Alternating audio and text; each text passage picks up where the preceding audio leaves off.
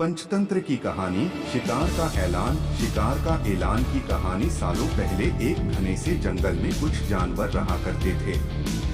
उनमें से एक शेर था और उसकी सेवा में हरदम लोमड़ी, भेड़िया, चीता और चील रहते थे।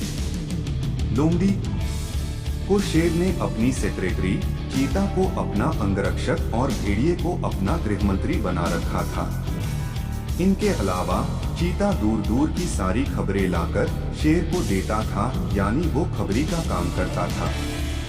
इन चारों को भले ही शेर ने अच्छे अच्छे पद दे रखे थे, लेकिन दूसरे जानवर इन्हें चापलूस मंडली कहते थे।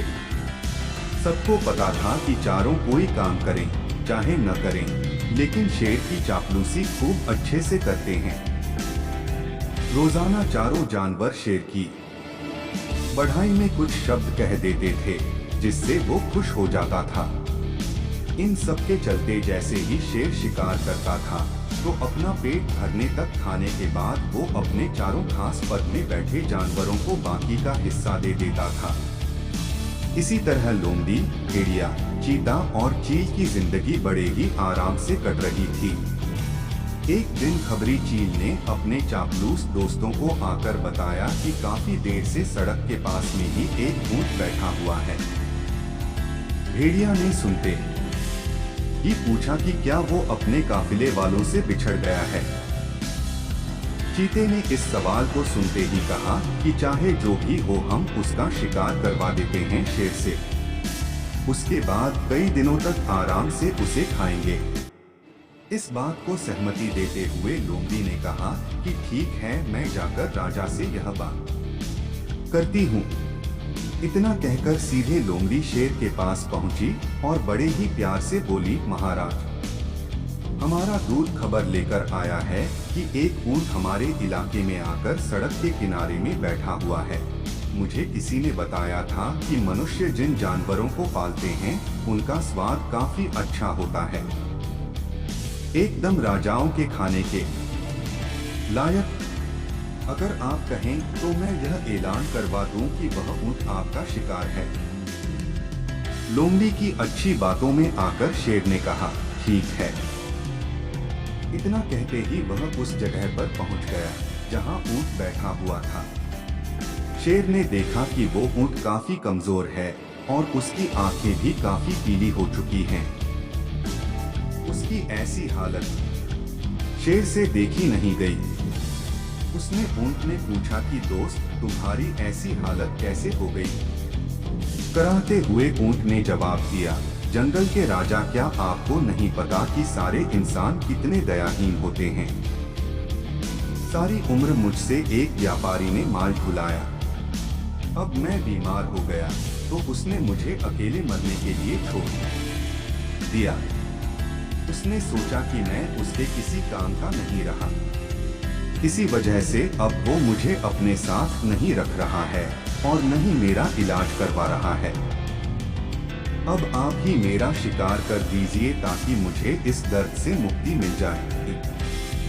सब बातों को सुनकर शेर काफी दुखी हुआ। उसने ऊंट से कहा कि अब तुम इसी जंगल में रहोगे हमारे साथ। यहाँ तुम्हें कोई भी नहीं मारेगा। मैं ऐलान कर देता हूँ कि तुम्हारा शिकार कोई जानवर नहीं करेगा। शेर की इस दयालुता को देखकर चारों चापलूस जानवर दंग रह गए। धीमी आवाज में भेड़िए ने कहा कि कोई नहीं, बाद में इसे किसी तरह से मरवा देंगे। अभी जंगल के राजा का आदेश मान लेते हैं। ऊंट अब उसी जंगल में आराम से रह रहा था। अच्छे से हरी घास खाते खाते ऊंट एक दिन बिल्कुल स्वस्थ हो गया। वो हमेशा शेर के प्रति आदर भाव रखता था और शेर के दिल में भी उसके लिए दया और प्रेम की भावना थी। अब शेर की शाही सवारी भी स्वस्थ ऊंट निकालता था। वो शेर के चारों खास पदाधिकारी जानवरों को अपनी पीठ पर बैठाकर चल। एक दिन चापलूस जानवरों ने जंगल के राजा शेर को हाथी का शिकार करने के लिए कहा। राजा भी मान गया, लेकिन वो हाथी पागल था।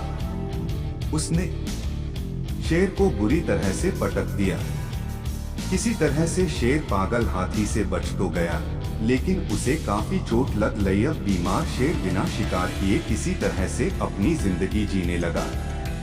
उसके सेवक भी भूखे थे।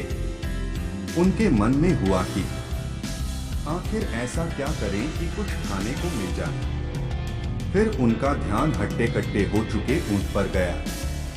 सबने मिलकर एक तरकीब सोची और राजा के पास चले गए। सबसे पहले भेड़िए ने कहा कि महाराज, आप कितने दिनों तक भूखे रहेंगे? मेरा शिकार करके मुझे खा लीजिए, आपकी भूख मर जाएगी। फिर चील कहने लगी कि राजा साहब, भेड़िए का मांस खाने लायक नहीं होता है, आप मुझे खा लीजिए। चील को पीछे धकेलते हुए लोमड़ी बोली, तुम्हारा मांस इनके दांतों में ही लगकर रह जाएगा, आप इसे छोड़िए, मुझे खा लीजिए। एकदम से फिर चिता बोला कि इसके शरीर में आपको सिर्फ बाल ही मिलेंगे, आप मुझे खाकर अपनी भूख मिटा लीजिए। ये सब उन चापलूस जानवरों का नाटक था जिसे ऊंट नहीं समझ पाया। उसने भी एकदम से कहा कि महाराज, मेरी जिंदगी तो आपकी ही दी हुई है, आप इस तरह से भूखे क्यों रहेंगे? आप मुझे मारकर खा लीजिए। चारों चापलूस जानवरों को इसी बात का इंतजार था। उन्होंने एकदम कहा कि ठीक है महाराज, आप ऊंट को ही खा लीजिए। अब तो ये खुद ही कह रहा है कि मुझे खा लो, और इसके शरीर में मांस भी काफी ज्यादा है। अगर आपकी तबीयत ठीक नहीं लग रही है तो इसका शिकार हम कर देते हैं। इतना कहते ही चीते और भेड़िए ने मिलकर एक साथ ऊंट पर हमला कर दिया। कुछ ही देर में ऊंट की मौत हो गई। कहानी से सीख, अपने आसपास चापलूस लोगों को नहीं रखना चाहिए। वो हमेशा अपने फायदे की ही सोचते हैं।